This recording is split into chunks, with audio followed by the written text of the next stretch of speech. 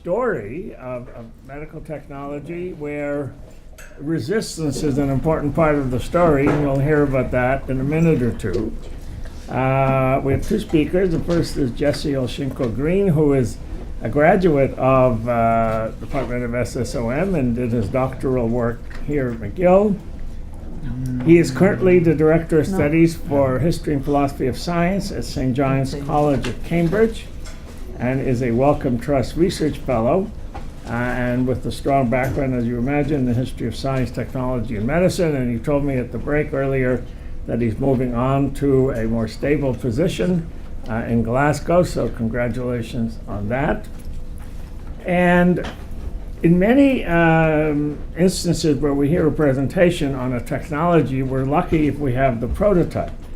Today we're doubly lucky because we have the prototypist or typer, Meg Crane, Margaret Crane, and we're delighted to have you here. If somebody who in fact thought of, created, and promulgated a technology which, looking back, it seems strange that the world at the time, both medicine and social, couldn't trust women to look after their own health. And so it too was delayed, and we'll hear about the resistance from Jesse and Meg. So welcome to both, and particularly to Meg coming up from, I guess, New York, where she's a graphic designer, as she mentioned earlier today. So we're looking forward to the talk. Given the number of pictures, if you don't mind, Laurie, thank you. Okay, please. Okay, thank you for that very generous introduction. I've said a lot of things I was going to say, so that saves me some time. And in addition to thanking Thomas for the invitation, which was very kind, because I'm happy to come back to Montreal, my hometown, and Barbara for organizing everything. I also should thank the Wellcome Trust, which we mentioned in previous presentations, for being able to not only bring me here, but Meg also up from New York. I wasn't sure if they'd go for that, but I'm very glad they did. And to allow me to celebrate my birthday, which is today, by giving a talk on the history of pregnancy testing with my mother in attendance in the very hospital I was born in. So probably I don't think this particular configuration will ever happen again in my career, which I hope will be long and fruitful. So thanks. Yeah, so I couldn't say no, obviously. I think she claims I was born in this hospital, but I don't remember. But, and Meg, so the title of the talk, as you can see, is about Meg Crane, the invisible designer. Well, she's not invisible, she's here. You can see her. There may be a Hollywood film coming out in some number of years. There's a stage play in production, so she's gone from more or less invisible. When I was doing research on pregnancy testing for 5 or 6 years, I hadn't heard of her until she emailed me out of the blue, which is always nice when your kind of key historical actor contacts you, when she was putting the prototype of Predictor up for auction at Bonham's a few years ago. So since then, that attracted quite a bit of media attention, and she's sort of, I think, going from strength to strength. So better late than never. It's a much belated, sort of very much deserved kind of visibility. That I'm very honored to have a small part in kind of helping along in some ways. The Meg Crane comes into the book I'm writing, which is based on my doctoral and postdoctoral research at Cambridge. Towards the end, chapter 9, Do It Yourself. These are sort of the provisional chapter titles, and the book title, if you can think of something snappier, I'm still collecting suggestions. But A Woman's Right to Know does capture sort of one of the core themes that was already mentioned, this idea of who has the power and who controls pregnancy testing: doctors, women, pharmacists, lab technicians. There's a range of different kinds of actors that sometimes get into these territorial conflicts over the technology, which itself changes a huge amount, as you can see from this particular advertisement that I quite like, because it demonstrates the kind of technological progress, if you will, in scare quotes, but also if you look at what's being advertised here as the cutting edge technology in 1980s now looks completely ancient and no longer what we think of as a pregnancy test, the plastic stick with the windows. So that's Meg at sort of when she innovated Predictor. Hasn't changed a bit, right, as you can see. And the page from the Bottoms auction sort of verifying the provenance of the prototype and one of the original kits.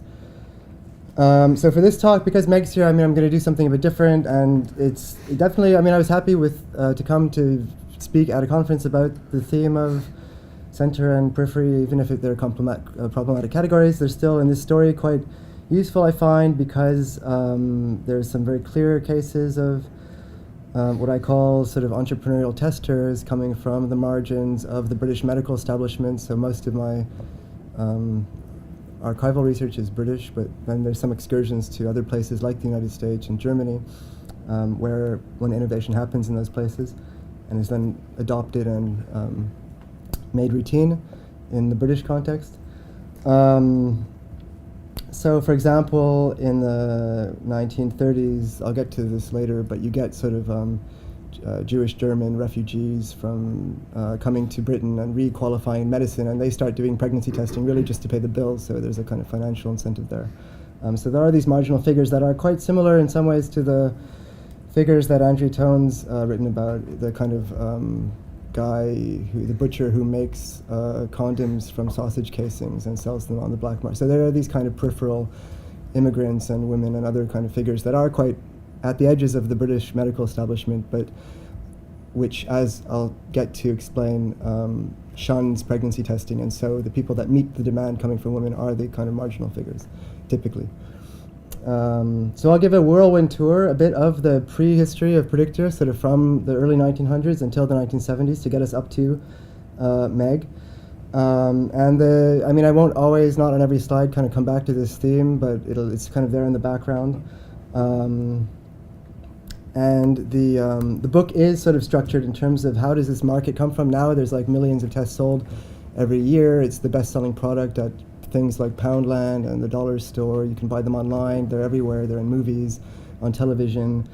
So it's sort of a ubiquitous technology that people, it's kind of, they're pretty much taken for granted. It's surprising to learn for most people that they were controversial as recently as the 1960s and 70s. So the book is a kind of longish term history of where that market comes from, how it's created, whether it's demand led or supply driven, and so forth, and how it overcomes resistance from the medical establishment and the state. The bibliography, to come back to one of the points that Lawrence Rosenberg, is that right, made early on in the day about, the bibliography of pregnancy testing does go back thousands of years. If anyone in the room knows a Talmudic reference to pregnancy testing, I'd be happy for that reference too. The standard accounts usually trace it back to an ancient Egyptian papyrus from 1350 BC, according to that cartoon, and that's usually taken as the kind of mythical origin of pregnancy testing by pouring urine onto grains and seeing whether they germinate, and that determines whether the woman who provided the urine is pregnant and whether the baby is going to be a boy or a girl. And maybe there's some connection with phytoestrogens in the urine that have an effect on grain, but probably it didn't work that well, and there's no evidence that it was ever implemented or used on a mass scale. And as a social historian, that's kind of the interesting part of the story. Isn't the innovation is the beginning, that's sort of where it starts, but then what's really fascinating and important is how does it become made routine and normalized and visible, and how do people find out about it, as we talked about in the last talk about laparoscopy, and why do people want it so much. So there is evidence by the time you get to early modern Europe of these piss prophets or uroscopists doing uroscopy not only for pregnancy, but that was one of the main requests. And here depicted with, symbolically with a little homunculus in the bottom of the jar of urine that the guys, and you can see in the background there's something going on with possibly the father lurking behind the door, and the woman whose urine's being tested not so happy about the result. And maybe that's her mother or mother-in-law, who knows. So there's evidence. Michael Stolberg has done the most work on this stuff, and it is a fairly widespread practice. Before laboratory medicine, the alternative in clinical medicine is the kind of clinical diagnosis of pregnancy, this classical signs and symptoms and techniques, that are well established by the early 20th century. Hagar sign, which is a late 19th century innovation, is considered one of the most reliable, next to the fetal heartbeat, which only becomes audible later on in pregnancy. So of course, you wait 9 months and you have a good test result, but if you want to know earlier, then you could hear the fetal heartbeat, or, the problem with Hagar sign and other kind of procedures, clinical procedures, is that they're invasive. There's issues around sort of social and moral questions, but also the possibility of inducing miscarriage, and that whether that's wanted or unwanted. So there's a lot of reluctance on the part of regular family doctors and GPs to diagnose pregnancy. They don't want to get it wrong. They don't want to imply something they shouldn't be to private patients if they're in good social standing. And they're quite happy when the laboratory comes in to put that kind of between the laboratory, the patient, and the doctor as a kind of buffer to some extent. A few of the slides are off-center as they were in a previous talk, but they're not so crucial. They're a bit more illustrative. But the first laboratory test, not the first test, people are aiming after the Wassermann reaction. It really gains fame for diagnosing syphilis in the around the turn of the century. There's lots of attempts to develop all sorts of diagnostic tests, including for pregnancy. So, especially in the German lands, the Aschheim-Zondek test is the first one that really is adopted and made routine on a large scale outside of the Charité in Berlin, where it's innovated. And so this is a chart of what happens in Edinburgh, where a pregnancy diagnosis laboratory is set up in 1928 in the University of Edinburgh, and actually an agricultural department, but in collaboration with the gynecology department at the Simpson Memorial Hospital. So Professor Johnston and Bertold Wiesner, who's from Vienna and was connected to kind of Steinach and all the sort of rejuvenation stuff going on there. So they offer this service, and it doesn't take off immediately, as you can see from the low figures, but it's advertised in the BMJ and the Lancet, and by the end of the decade, before the war breaks out, they're doing like tens of thousands of tests for profit, and they charge a reduced rate to hospitals, but the money they're making is paying for like laboratory research on the endocrinology and reproductive sort of biology of mammals that's happening in the basement of this lab that isn't really covered by the agricultural remit of the institution. So it's doing all right. And it's a service crucially not offered directly to women. Most women won't have heard of it. It's being offered to doctors. And if occasionally errant urine samples are occasionally received that have been sent by a woman or a pharmacist, and those are not tested, they're rejected. So results are only sent to doctors. If anyone wants to volunteer to read a passage from this novel from 1936, anyone? For fun? It's not allowed, I mean. Andrea? Okay. I was happy till I got worried. Even after that, of course, because, of course, there's no need to worry. 6-7 days late, I'm worried.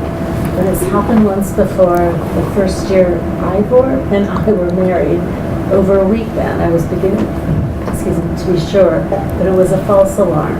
That was in August too, so I expect it's the time of year. I'm sure I've heard it does happen sometimes, where all that long cold bathing, the lake water is very cold. That might easily account for it. I'm worried. Falling for one, Mrs. Banks calls it. When I fell for our Doris, I feel a bit sick. Train sick, I expect. Never been train sick in my life. This morning when I got up, suddenly retching as I began to wash, nerves. Lying down like this, I feel fine. Be all right tomorrow. Sleep. Thank God for lying down, a sleeper to myself. Supposing I'm sick when I get up tomorrow, without replenishing. Never wouldn't. A long journey like this often.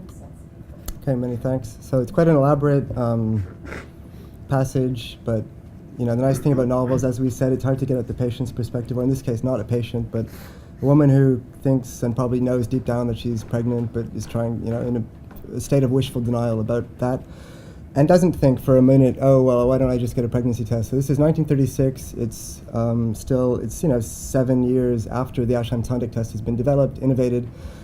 made available medically, but it's still not, most women don't know about it. We're not yet in the period of pregnancy testing as a kind of default option that's available. Thank you, Andrea. Fish were, so the thing with the Ash-Amtonic test is you needed mice, you needed lots of mice, you needed to kill and dissect the mice to look at their ovaries for the physiological reaction caused by the hormone, pregnancy hormone, today known as HCG. So it was expensive and laborious and involved killing animals, which is always complicated in the UK. Fish were considered as, so there's always attempts, as soon as the Ash-Amtonic test is available, there's attempts to replace it either with a test tube test, like a biochemical reaction, or with a more efficient animal, such as fish, that in this, like someone who writes to Time magazine imagines that one day every American household will have an aquarium and you can just pour the urine in and the fish will change color or something. But again, it didn't work. There's issues with specificity and sensitivity, and lots of things react, but not always to the specific hormone that you want them to. After World War II, Xenopus, the now famous model organism, begins to be used for pregnancy testing on a mass scale in the Edinburgh lab, but also in hospital and around the world. It's in South Africa, in New York, in NHS laboratories in the south of England. It lays eggs, so same idea, same physiological process, but you keep it in a jar and you inject it, come back the next day, and if there's eggs at the bottom of the jar, that's a positive reaction. Of course, all these tests are extremely reliable. This is pre-monoclonal antibodies. There's still cross-reactivity with LH and FSH and some other hormones that nobody knew about back then, more or less. But they're like 98%, they get up to 98% reliable for the labs that are doing a lot of them and that are, have hired technicians that only do this. So other people that try it out complain that, well, they didn't get as good results, but that's because they haven't practiced enough. So there's no, in principle, they're really pretty much reliable. That's not why they don't exist anymore. It's because you need like a room full of toads, and occasionally they get sick, and there's you have to replace them and clean their aquariums and so forth. Normal, ordinary frogs were also used. It's a favorite photo of mine of a lab technician and a doctor demonstrating the male frog technique. Again, it's so you don't have to use only female test animals, but male animals release sperm. Again, it's the same kind of reaction.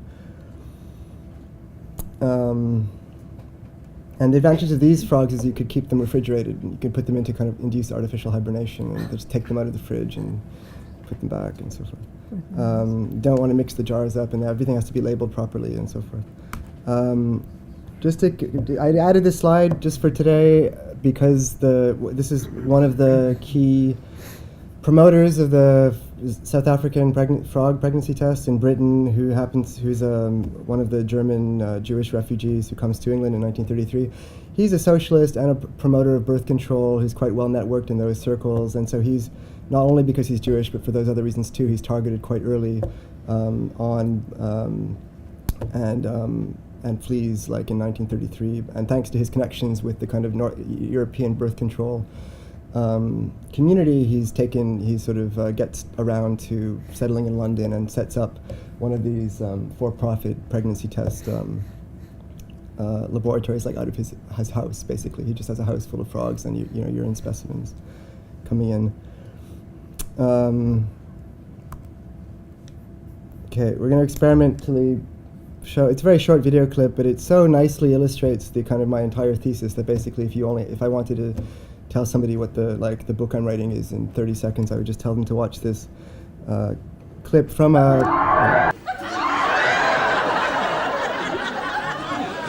What have you got in that sack, Paul? Toads? What? Bufo, the common toad. What the hell are you doing coming home at 2 a.m. with a sack full of toads? I'm going to use them. What for? Pregnancy testing. Pregnant?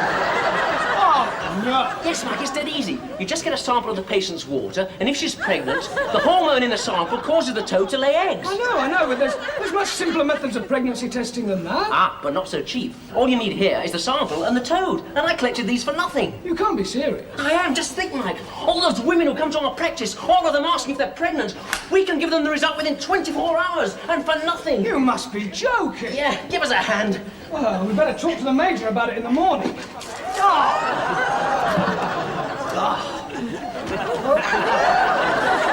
Sorry. Enterprising GPs, the demand-driven supply, the women coming asking to know if they're pregnant, the financial incentive to offer it's not the most efficient test or the most sophisticated one, but it's the cheapest for them. The rest of the episode, they get in trouble because they advertise, and they're not allowed in Britain to advertise for a service that's at the same address as this clinic is. So the inspector comes along, and they spend the rest of the show kind of trying to hide the toad, dispose of the toads, and hide the urine samples, which of course get mistaken for whiskey. And you can imagine that it's all on YouTube, so you could watch the rest of it. This is just a couple of graphs to show beyond so after World War II, what you do. The story in some ways is just a relentless increase in the demand and supply, and this is just from one GP's practice, and the percentage of patients that he orders pregnancy tests for increases. So from almost nobody to almost still not by the 80s, not by the 70s, not everybody, but like a solid whatever, less than half. So the and this shows the supply side of the major lab in Edinburgh, sort of aggregated from different sources. And basically it plateaus in the 50s, more or less, and it shuts down in the 60s when the test tube kits come out. But I think between the increasing demand and the kind of plateau supply, I think one of the things that happens in the story is the labs are limited, the capacity is limited by the fact that it requires a lot of overhead and infrastructure, and you need to expand it. You really do need space and money and sort of for the animals, and that really limits. You get these large centralized labs, and some sort of also like there's two doctors using the toads. You get decentralized people doing a small number of tests, but there's really a limit that's overcome in other ways, but also by the biochemical tests that are first developed in collaboration between a Swedish immunologist at Uppsala University and the pharmaceutical company Organon that has a long history of innovation in endocrinology and hormones and contraception, fertility, that sort of thing. And this comes out of, the sort of story up till now is like hormones and endocrinology, and this is coming from the new immunology. It's coming from a different sort of disciplinary field. And finally, this is not the first attempt, again, to develop there's attempts to develop test tube reactions going back to the early 1900s, but this is the first one that really works and is mass adopted, and the end result, rather than laying eggs or ovaries changing color or something, is these rings, these predictable patterns of concentric rings that appear at the bottom of the test tube. So it's like a blood hemagglutination reaction for an ABO blood group test, basically, but for I can't get into the technical details in the time, and it's sort of beyond what I currently have in my head. But you sensitize the cell.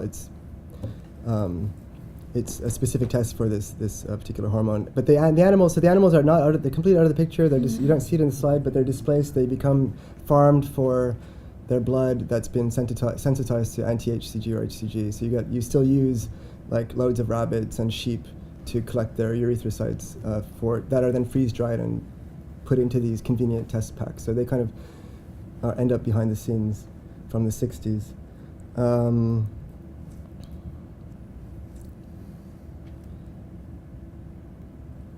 So you get these tube tests and slide tests, basically.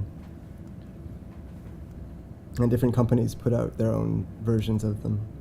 And they kind of compete for which one is the most accurate, which one's the fastest, which one's the easiest to read, et cetera, or cheapest, and so forth. So you get the technological change, that's clear. There's like a clear sort of technological shift from the bioassays to the immunoassays. And what that also enables, so the toads are out, as the headlines of the tabloids show. They are now unemployed and looking for work. The other thing that the new kind of more,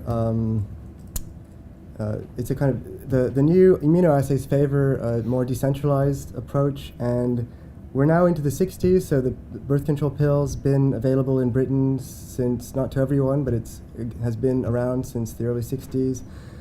Abortion's about to be legalized, so there's a lot of discussion generally and very publicly about contraception, abortion, and pregnancy testing in the 60s, and you get for the first time quite, this is a radical, so there's a, radical technological change. This is a radical, like, marketing innovation, a radical, social innovation. This is a laboratory taking out, classified ads in a left-wing magazine, sort of aimed at middle-class readers. This is direct-to-consumer marketing for the first time, which a lot of people are not happy about. So there's these kinds of headlines that doctors complain, well, what if a woman finds out she's pregnant in a non-medical context? She'll probably kill herself, or she's not qualified to interpret the result. What if it's an ectopic pregnancy? So there's genuine medical concerns, but there's also a lot of a fair bit of moral panic, but also a lot of support for a woman's right to know. So not just in the left-wing press, but generally doctors at this time in the 60s are being portrayed as increasingly out of step and a little bit paternalistic, and demand from, there's a bit of tension now between what women expect from their GPs and the kinds of services they're getting. So the lab, as we talked about in the first part of the day, there's this, what was the term, de-intermediation, or demedicalization. There's the way in which doctors are, in a very sort of ordinary sense, being cut out. They're being bypassed by the new relationship that's being established between the commercial laboratories and the women, who don't need to deal with the doctor anymore. A woman can bring her urine sample to the lab and get the result directly, and there's nothing and without ever seeing a doctor, if she doesn't want to go to her family doctor, or is embarrassed or whatever. And that's happening, and doctors complain about it. They write, not all doctors, there's obviously, more or less conservative or progressive doctors. Doctors write to their MPs to complain. They say, well, is this allowed? Are these laboratories legal? Are they regulated? And they're not. They're like, because it's not about medicine and drugs in a way, it's about a diagnostic service, and there's no legislation, and the government doesn't want to get involved, and they're happy to just let the market meet the demand non-medically, and despite repeated attempts by the British Medical Association and individual doctors to get the state to enshrine new legislation, the state repeatedly just would rather keep pregnancy testing at arm's length, partly because they have more important things to do. They don't think it's as important as regulating drugs that might actually harm people, and they say, well, look, so there's a kind of coincidence of the interest of the state to not spend more money than they absolutely have to with sort of the new feminist ideals that women are perfectly qualified to find out they're pregnant on their own. And that's the kind of the end result, is the Wild West, or the free market of pregnancy testing.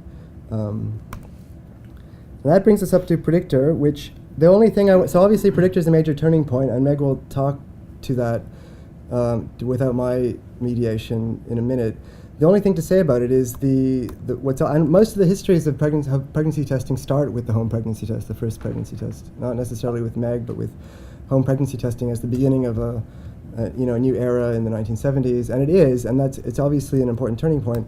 But it's also important to remember that these kinds of laboratories and advertisements, this market for pregnancy testing services, which predates home pregnancy tests by several years, or about a decade in the United States, where these laboratories also existed and were advertised widely in newspapers, that made the market for home pregnancy testing thinkable, and it was sort of, it made it possible to say, well, we have these tests, we don't need doctors, why not just deliver them directly to women?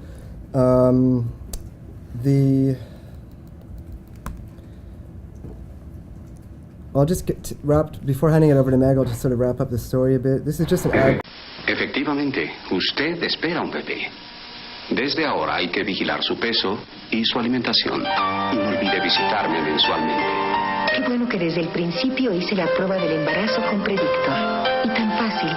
Unas gotas de orina, se agita, se espera un poco y ya está.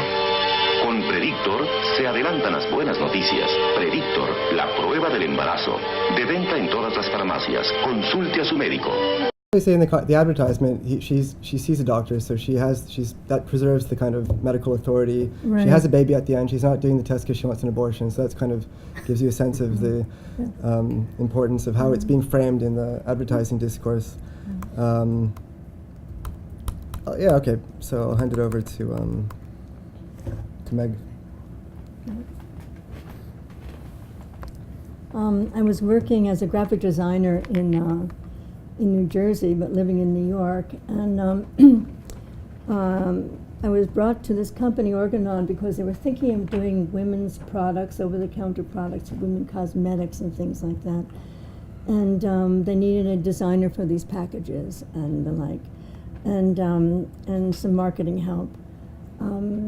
But I was in the laboratory one day because the company Organon did a lot of diagnostics. I mean, that's one of the major things, and they did about 50% of the pregnancy tests that were sent from doctors to them, urine from a woman's visit to the doctor, and it'd be tested there, and also they do some more research on the testing. And so one day I was in the laboratory to do with my work, and I saw a row of test tubes, must have been this long, I don't know how many test tubes were there, and they're all suspended over a mirrored surface, which I thought was odd. So I asked somebody what that's about, and they told me they were pregnancy tests, and the ones that doctors would be involved with.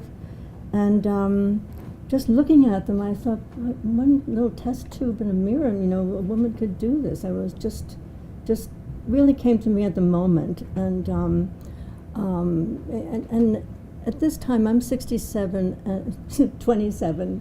And even barely, like just 27, and this was in 1967. It was kind of the height of the end of the sexual revolution, so to speak, and a lot of women I knew were once in a while a little worried about being in trouble and what would they do, and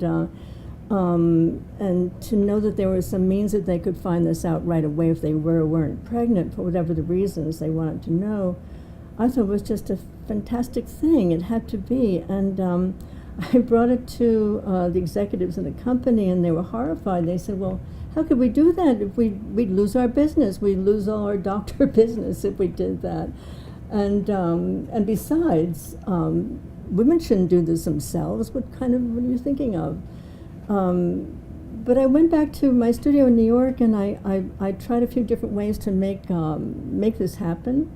And after a few bad tries, I came up with a paperclip box just like this on my desk, and I thought it was perfect because it had I angled a piece of mylar on the bottom from the mirror and made a fake shelf to hold the test tube and an eyedropper, which would be necessary. And even bringing that to the company, they said, no way. And it was really, they were putting me down rather rapidly. And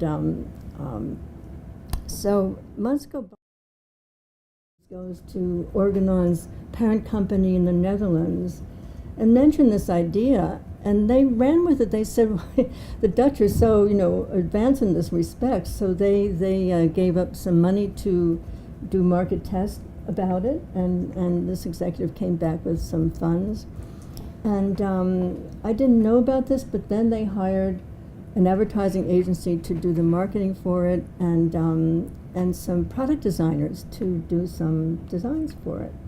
And I heard about this meeting when the designers were coming to show their work. And there were 3 men, and they had 3 packages, and I crashed the meeting, actually, but no one bothered me.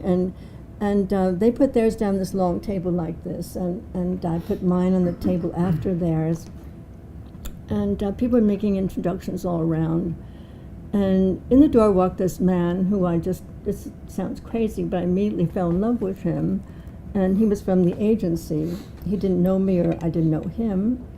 And he walked down the table and he picked mine up and he said, well, this is what we're using, right? And they said, oh, no, that's just something Meg did for talking purposes.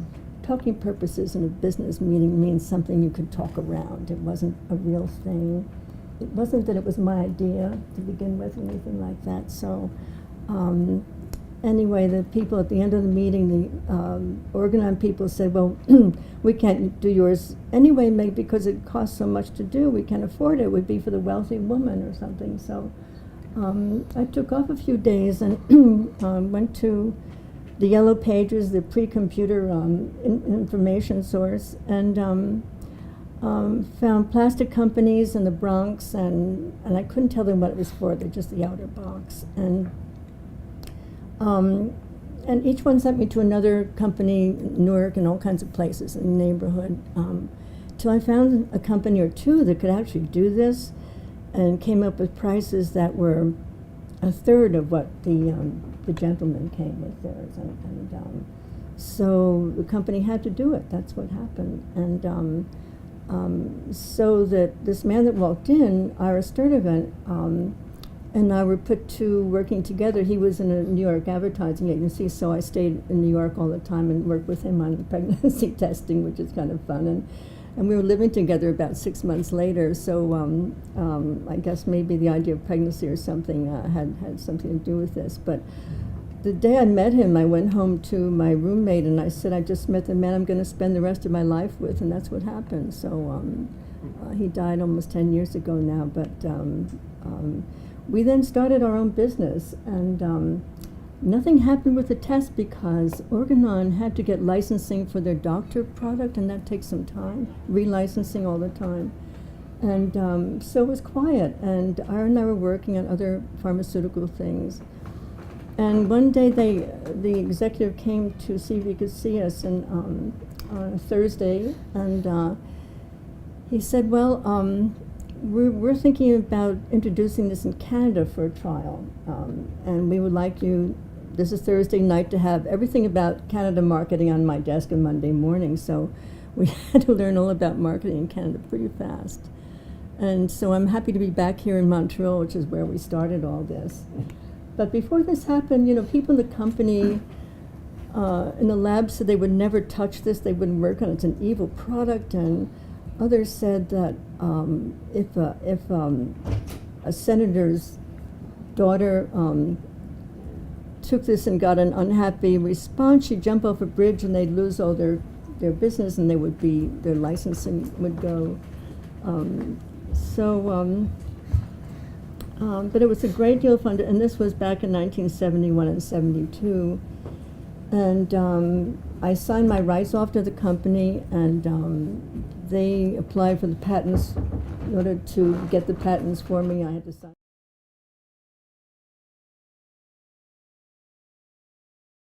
And there's the patent papers. I couldn't have afforded to gotten the patents done myself by any means. So, but the moral question came up a lot, and so finally they brought in a new executive to head up the product work and marketing and all. And I took him into New York City to one of the more liberal churches that ever existed, and met one of the ministers there who was rather famous for his liberal points of view. But this man in the company didn't know that. So we asked, well, what would he think about doing something like this? He said, I have so many poor parishioners here. He said, I would buy them for them if they needed them, I promise you.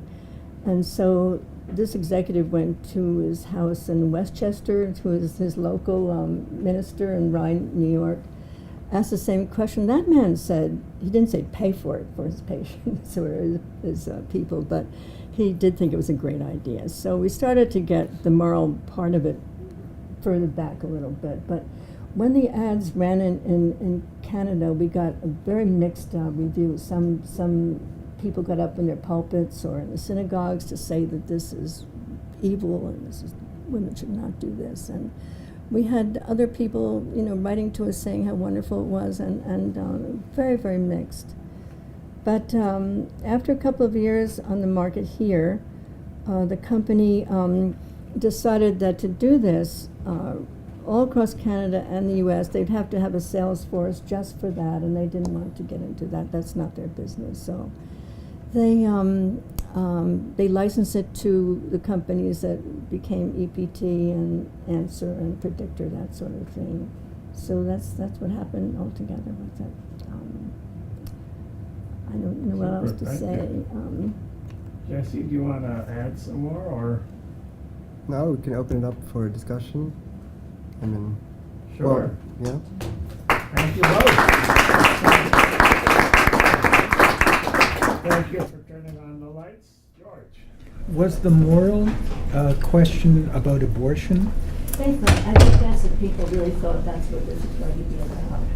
Not thinking that a young couple been trying to get pregnant would like to know as soon as it happened that was, there are all different sides to this. And they also thought that the moral part of it, doctors are in that business and women should not be. And we try very much to steer people, if they get a good positive result, to see their doctor and start getting care right away. And that's so important. When did they start appearing on the shelves of pharmacies? Well, actually, it took 10 years before we really, in 77, when the first EPT, I think. Thank you. Other questions, comments? Yes. It was a question. I know this angle of the story quite well, but just maybe to share it with this audience. How pregnancy testing, one of the first early sites of pregnancy testing was Edinburgh, and there was all this crossover between this agricultural animal genetics department and the use of the technique.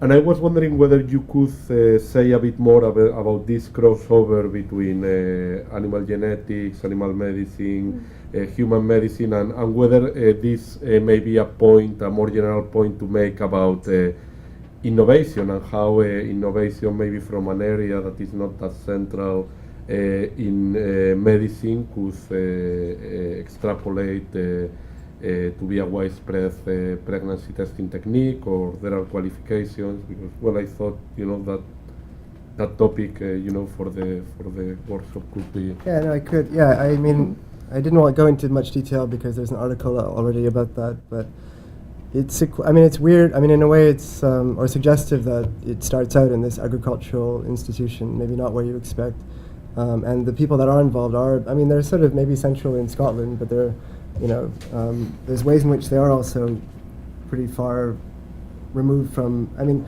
Francis Crewe, the guy that wants to set up the station, I think he's not really. He has aspirations to do medically useful research, but it's not really his job. And I think it's also a way for him. It's a kind of prestige project for him in some ways, in his collaboration with Johnston, who's quite a prominent gynecologist.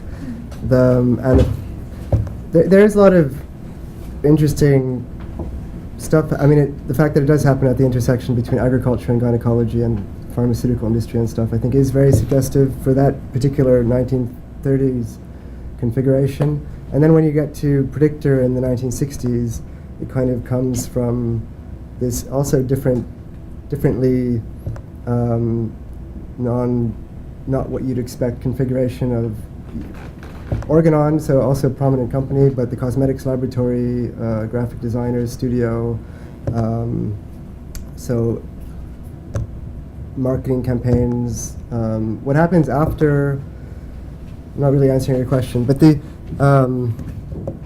but I did want to add also to the question George had just before yours about when do they appear on pharmacy shelves. So it's later in the States. In the UK, it's in 1971, and in most of Europe. But they're not on pharmacy shelves. They're behind the counter. They're hidden from view, and you have to. The advertisements in women's magazines come with a little piece of paper that says, "Can I have a Predictor, please?" That you can discreetly slip over the counter to the pharmacist. So this is a part of the story I've only realized in the last few weeks researching the 1980s and 90s. You would still, they'd be on display on pharmacy shelves in London and the south of England in the 80s and 90s. In the north of England, in more provincial towns, they would still be behind the counter, and you'd have to ask for it. So as late as the 1990s, articles in pharmacy trade magazines are still saying, look, if you want to sell more of these, you have to put them on display, right? They're not going to just... Yeah. So there's still these issues around embarrassment and stigma and stuff. And if I can make a comment, in the room today is Jessica Yes. Ching, who has started a company to test STDs at home. So she sends out kits for people to test themselves, and it goes back to a laboratory for review. And her company is, how old is it now, Jessica? How are you? So we started in 2010, but we probably really started in 2012 or 13, yeah. And you're a designer too, which I am, think yeah. is just a... And the newest pregnancy test has been approved by the FDA. It was just done by 2 designers in Philadelphia, 2 women also. It's kind of interesting. That's the outsider kind of margin stuff that's happening here. This is the future of pregnancy testing. Is the new one. Oh, wow. So washable. Right. There's no plastic involved. So no one can find the box in the waste bin. Yeah. It all disappears. It all disappears. Just paper. That's, And wow. then this is Jessica's Sure. shit. Sorry, it keeps going to the end of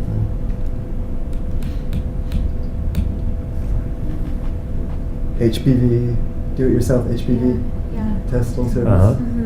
Yeah, and I think one of the things that's sort of interesting, if I can add, is a lot of the parallels that we've experienced in developing this product are quite similar to the things that Meg went through. So all of these conversations around should this be product over the counter or behind the counter at the pharmacy is still a conversation we're having today in 2018, whether people should have access to the results. Right.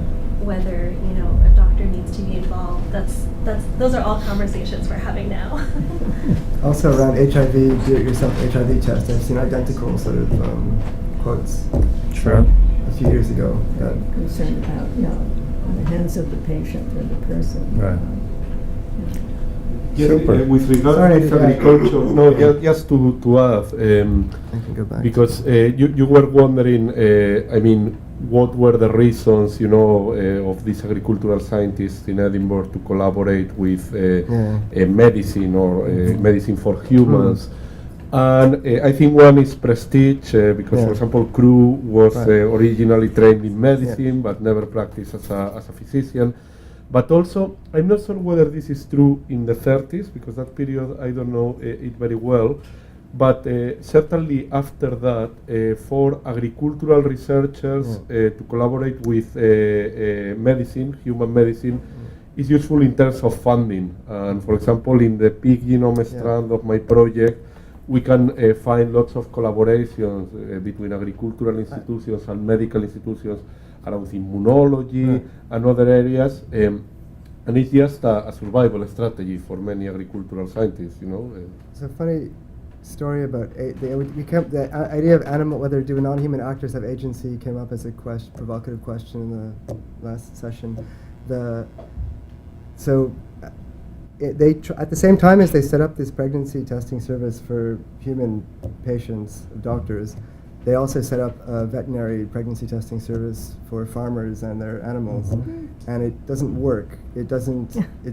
Farmers aren't willing to pay for it. The animals, and it's kind of there isn't demand coming directly from animals, from farm animals, and they try it for a few years and then they give up because farmers are just happy to rely on kind of these veterinarians that are circulating around the country and doing these physical diagnoses when necessary. It's also not really. It's necessary for like breeding thoroughbred horse, like for sort of very expensive livestock when you need to when you're doing breeding programs and you have to time the conception and whatever. But for most farmers, it doesn't really work as a business model. The animal doesn't get a big belly and throw up a lot. Is that? No, you have to do that anyway.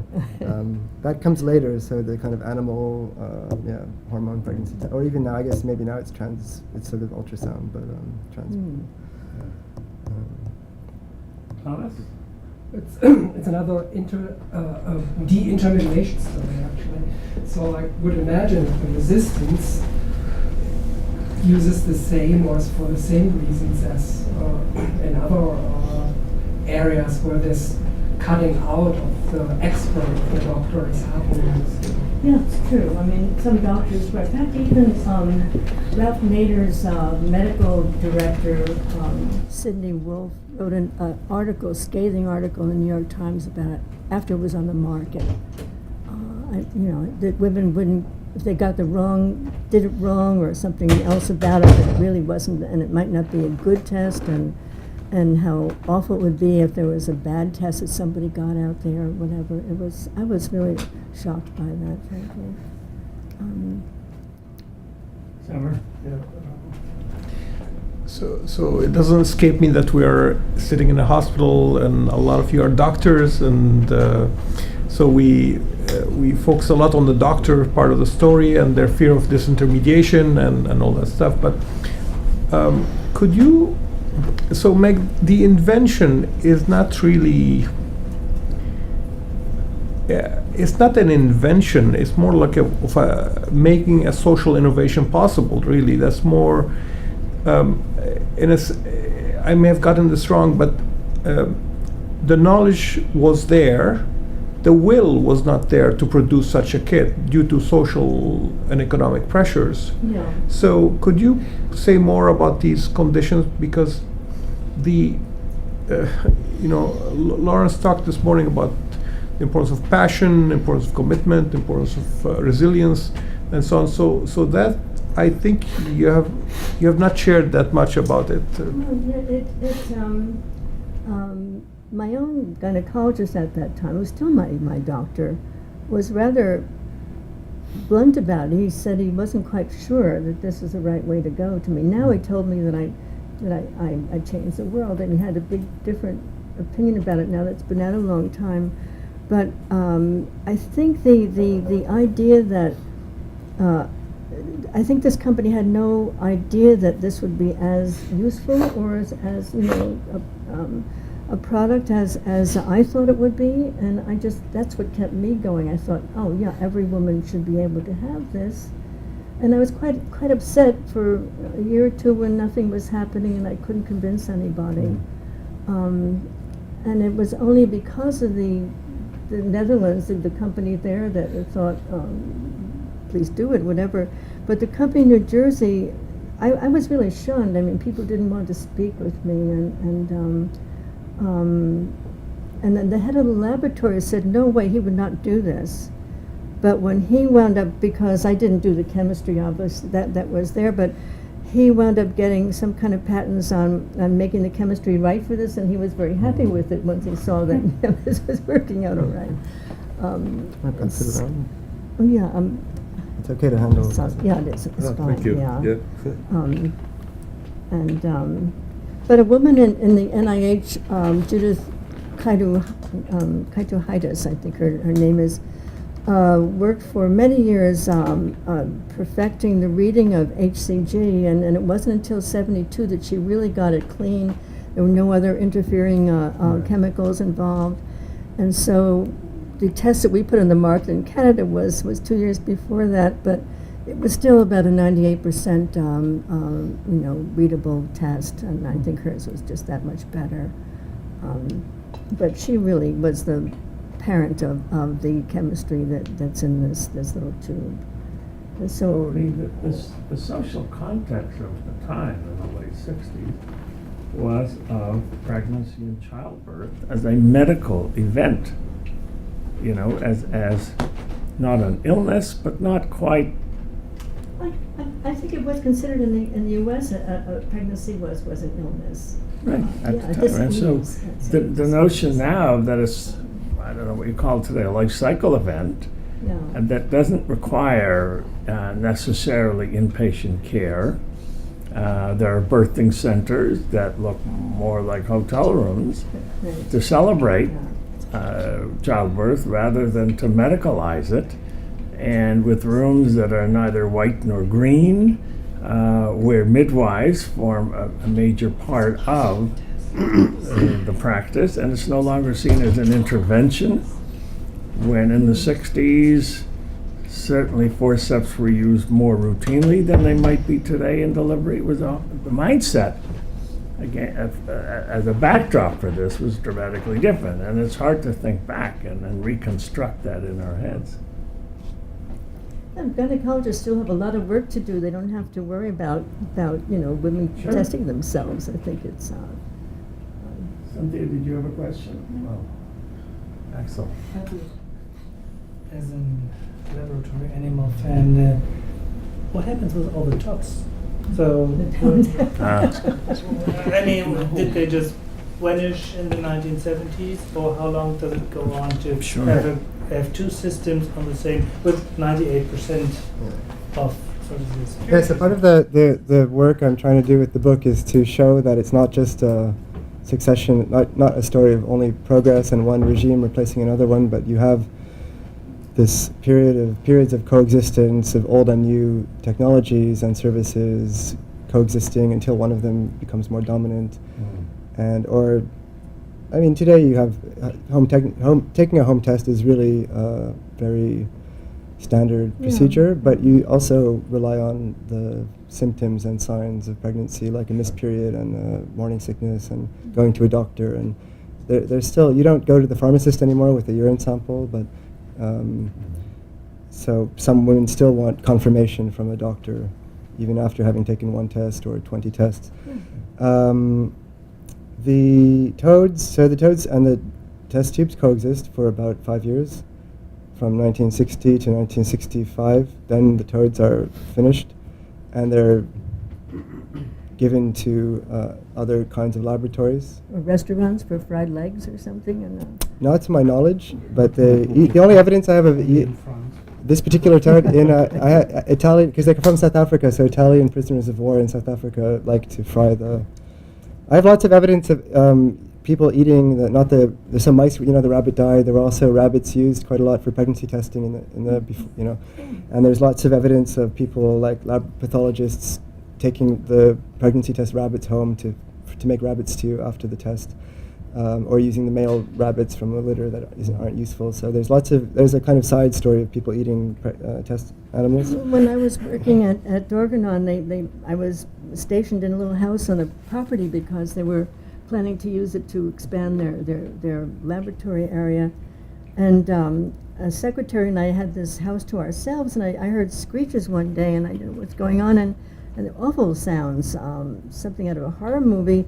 And she said, "Didn't you know the rabbits are tested downstairs? They're bled downstairs." And all these, I went down with somebody, and they're big rabbits, like harpies in cages, and they thought, I don't know, it was just horrible. And one day I looked out my window, and a new family just moved in next door, and two little children were standing there with their mouths hanging open, and there was a big plastic bag of dead rabbits facing them. I thought, oh God, that family did not stay. they didn't take the place.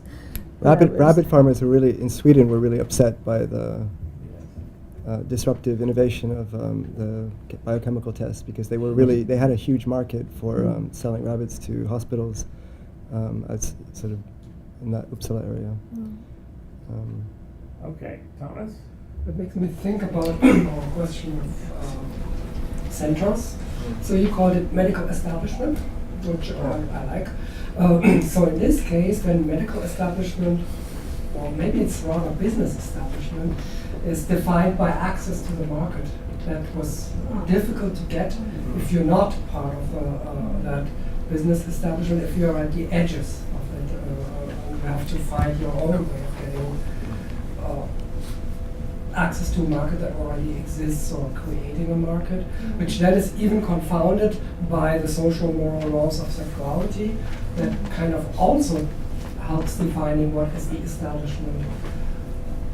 Access to market is a good word. It's probably the main defining quality here for, if we want to talk about opposition, if you belong or not, because it's a story of someone who has to break out of the medical or business establishment. And without the center or that establishment, it would be very difficult to do it without. I mean, that's something, it's all necessary. I should say what happens after Predictor. So just as the laboratories made Predictor kind of possible in some ways, Predictor in turn made it clear that there was a huge market and unmet need, because it was always, every time you increase the supply, it was immediately taken up. So there was an idea that the supply was always trailing behind the demand, which was always greater than the capacity to meet it. So Predictor does very well in the UK and in Europe from the mid-70s, and then big companies.